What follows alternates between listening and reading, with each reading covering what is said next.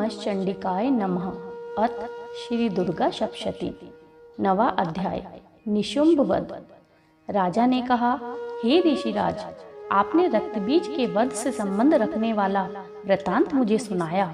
अब मैं रक्तबीज के मरने के पश्चात क्रोध से भरे हुए शुंभ व निशुंभ ने जो कर्म किया वह सुनना चाहता हूँ।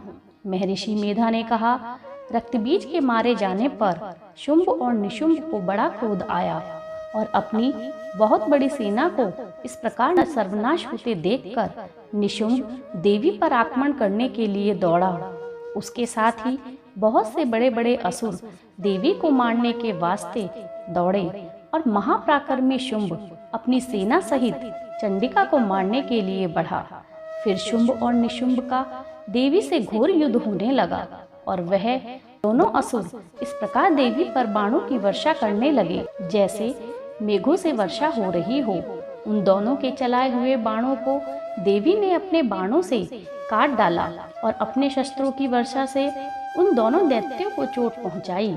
निशुंभ ने तीक्ष्ण तलवार और चमकती हुई ढाल लेकर देवी के सिंह पर आक्रमण किया। अपने वाहन को चोट पहुंची देखकर देवी ने अपने बाण से निशुंभ की तलवार और ढाल दोनों को काट डाला। तलवार और ढाल के कट जाने पर निशुंभ ने देवी पर शक्ति से प्रहार किया। देवी ने अपने चक्र से उसके 2 टुकड़े कर दिए। फिर क्या था, दैत्य मारे क्रोध के जल भुन गया और उसने देवी को मारने के लिए उसकी ओर शूल फेंका, किंतु देवी ने अपने मुक्के से उसे चूर चूर कर डाला। फिर उसने देवी पर गदा से प्रहार किया। देवी ने त्रिशूल से गदा को भस्म कर डाला। इसके पश्चात वह फरसा हाथ में लेकर देवी की ओर लपका। देवी ने अपने तीखे बाणों से उसे धरती पर सुला दिया। अपने पराक्रमी भाई निशुंभ के इस प्रकार से मारे जाने पर शुंभ को बड़ा क्रोध आया और वो मारे क्रोध के देवी की तरफ दौड़ा। वह रथ में बैठा हुआ उत्तम आयुधों से सुशोभित अपनी 8 बड़ी बड़ी भुजाओं से सारे आकाश को ढके हुए था। शुंभ को आते हुए देखकर देवी ने अपना शंख बजाया और धनुष की टंकारों का भी अत्यंत भयंकर शब्द किया। साथ ही अपने घंटे के शब्द से, जो कि संपूर्ण दैत्य सेना के तेज को नष्ट करने वाला था, संपूर्ण दिशाओं को व्याप्त कर दिया। इसके पश्चात देवी के सिंह ने भी अपनी दहाड़ से, जिसे सुन बड़े बड़े बलवानों का मत चूर हो जाया करता था, आकाश, पृथ्वी और 10 दिशाओं को पूरित कर दिया। फिर आकाश में उछलकर काली देवी ने अपने दांतों और हाथों को पृथ्वी पर पटका। उसके ऐसा करने से ऐसा शब्द हुआ जिससे कि उससे पहले के सारे शब्द शांत हो गए। इसके पश्चात शिवदूती ने असुरों के लिए एक भयंकर अट्टहास किया, जिसे सुनकर सब दैत्य थर्रा उठे और शुंभ को बड़ा क्रोध आया। फिर अंबिका ने उसे, अरे दुष्ट, खड़ा रहे कहा तो आकाश से सभी देवता जय हो बोल उठे। शुंभ ने वहां आकर ज्वालाओं से युक्त एक भयंकर शक्ति छोड़ी, जिसे आता देखकर देवी ने भी अपनी मोहलका शक्ति छोड़ी। हे राजन, शुंभ के छोड़े हुए बाणों को देवी ने और देवी के छोड़े हुए बाणों को शुंभ ने अपने बाणों से काटकर सैकड़ों और हजारों टुकड़ों में परिवर्तित कर दिया।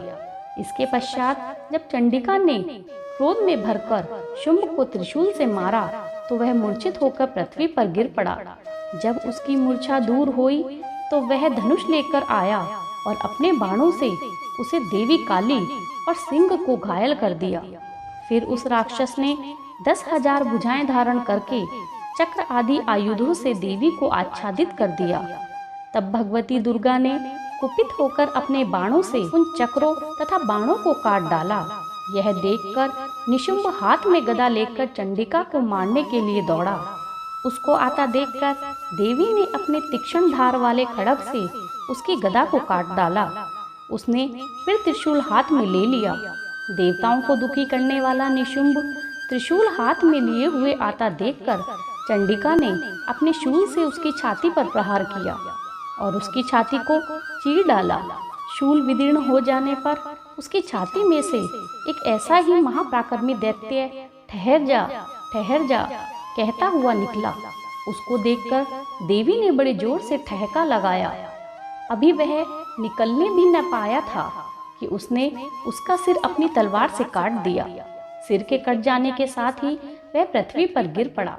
तदंतर सिंह दहाड़ दहाड़ कर असुरों को भक्षण करने लगा और काली शिवदूती भी राक्षसों का रक्त पीने लगी। कुमारी की शक्ति से कितने ही महादैत्य नष्ट हो गए। ब्रह्मा जी के कमंडल के जल से कितने ही असुर समाप्त हो गए। कई दैत्य महेश्वरी के त्रिशूल से विदीर्ण होकर पृथ्वी पर गिर पड़े और कई वाराही के प्रहारों से छिन्न भिन्न होकर धराशाही हो गए। वैष्णवी ने भी अपने चक्र से बड़े बड़े महापराक्रमियों को मारकर यमलोक भेज दिया और इंद्री से कितने ही महाबली राक्षस टुकड़े टुकड़े हो गए। कई दैत्य मारे गए, कई भाग गए, कितने ही काली शिवदूती और सिंह ने भक्षण कर लिए। बोलो जय माता दी।